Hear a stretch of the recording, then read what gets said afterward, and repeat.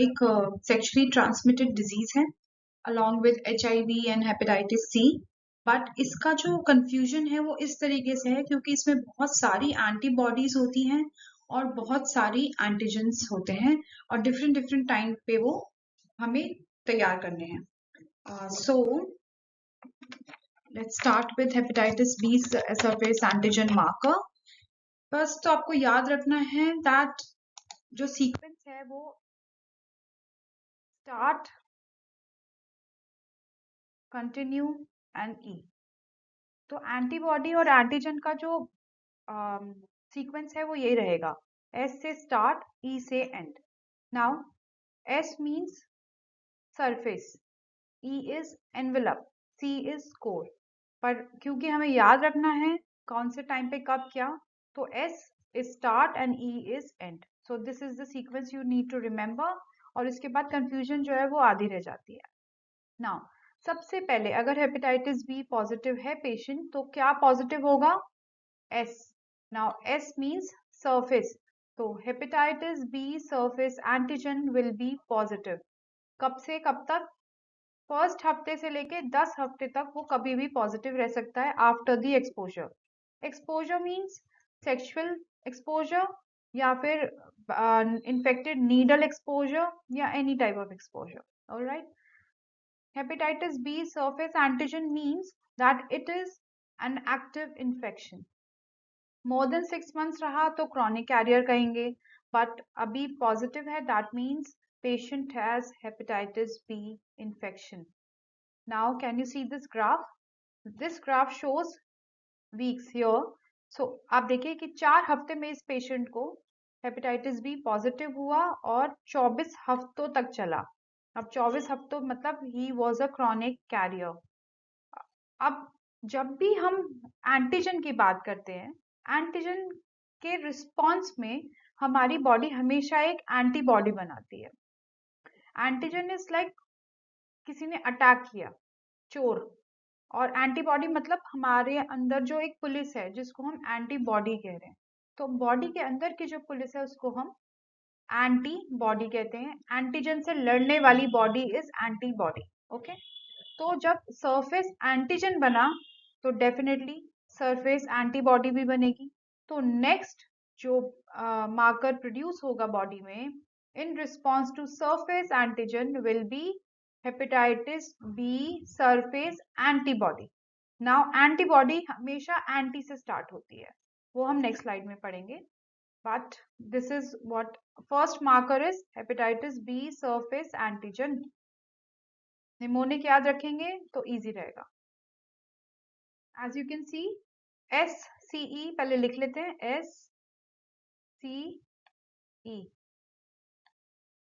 Now surface marker antibody बनी थी, antigen बना था, तो उसके रिस्पॉन्स में सरफेस एंटीबॉडी बन गई। कब बनती है? या तो इम्यूनिटी आ जाए, हेपेटाइटिस बी सरफेस एंटीजन खत्म हुआ, इन्फेक्शन खत्म हुआ और एंटीबॉडी आ गई। या फिर अगर हमें पेशेंट का पता करना है कि इस पेशेंट को कभी हेपेटाइटिस बी के अगेंस्ट वैक्सीनेशन हुआ है, क्या उसको टीका लग चुका है हेपेटाइटिस बी का, तो हम ये वाला टेस्ट करते हैं। ये हमेशा एक्टिव इन्फेक्शन खत्म होने के बाद ही आता है। मान लीजिए पेशेंट को याद नहीं है कि उसको कौन कौन से वैक्सीन टीके लग चुके हैं और उसको पता करना है कि क्या वो हेपेटाइटिस बी के अगेंस्ट प्रोटेक्टेड है, तो फिर हम एंटी HBS करवाएंगे। दिस इंडिकेट्स इम्यूनिटी, मतलब हमारे बॉडी के अंदर की क्षमता कि हेपेटाइटिस बी से हमारी बॉडी कितना लड़ पा रही है। तो have anti HBS indicates immunity और protection with the help of vaccination। तो वैक्सीन होगी तो भी ये पॉजिटिव आएगा, रिकवरी हो चुकी होगी तो भी ये पॉजिटिव आएगा, और अगर ये इम्यूनिटी है हमारी बॉडी में तो भी ये पॉजिटिव आएगा। जैसा कि हमने बात करी कि एंटीजन होता है फिर उसकी एंटीबॉडी बनती है। नाउ ऐसे ही सी, अब हम सी की बात करेंगे। एस तो हो चुका, surface antigen surface antibody. Now core antibody. Core antibody में क्या हो रहा है? कोर एंटीजन नहीं होता है, कोर एंटीबॉडी ही होती है। बॉडी में सरफेस के बाद कोर एंटीबॉडी बनती है। IgM का हमेशा मतलब ये होता है कि अभी इन्फेक्शन चल रहा है या अभी है। IgG का मतलब होता है गॉन, मतलब पुराना इन्फेक्शन या फिर लंबा चलता हुआ इन्फेक्शन है तो पॉजिटिव हो जाएगा। But anti HBC core antibody और सरफेस एंटीबॉडी में ये डिफरेंस है कि वैक्सीनेशन के बाद कोर एंटीबॉडी कभी भी पॉजिटिव नहीं आती है। हमेशा कोर एंटीबॉडी इन्फेक्शन की वजह से बनती है, वैक्सीनेशन की वजह से नहीं बनती है। तो अगर हमें वैक्सीनेशन को टेस्ट करना है तो हम एंटी HBS करवाएंगे, और अगर हमें इन्फेक्शन को पता करना है कि इन्फेक्शन अभी हुआ है, पिछले साल हुआ था, पुराना है, नहीं न, तो उसके लिए हम एंटी HBC कोर एंटीबॉडी करवाएंगे। अब हमारा S हो चुका स्टार्ट, कंटिन्यूअस, और नाउ द थर्ड जिसका निमोनिक हमने एंड रखा था, सो this is the final marker. अब इसका एंटीजन भी होता है और इसकी एंटीबॉडी भी होती है, और E का मतलब हुआ एनवेलप, HBE एंटीजन। नाउ इसका मतलब है अगर ये पॉजिटिव है, ई एंटीजन अगर पॉजिटिव है, इसका मतलब अभी हेपेटाइटिस बी बहुत तेजी से मल्टीप्लाई कर रहा है, रेप्लिकेट कर रहा है, और उसकी इन्फेक्टिविटी काफी हाई है।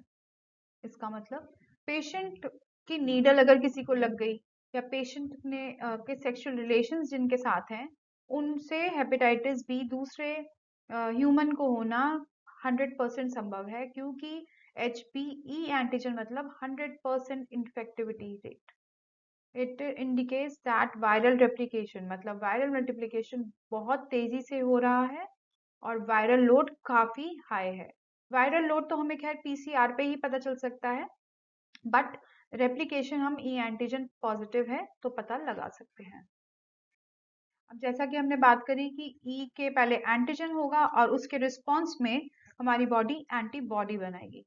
तो जैसे ही एंटीजन डिसअपेयर हुआ, इसका मतलब इन्फेक्टिविटी अब लो है, वायरल रेप्लिकेशन अब रुक गया है।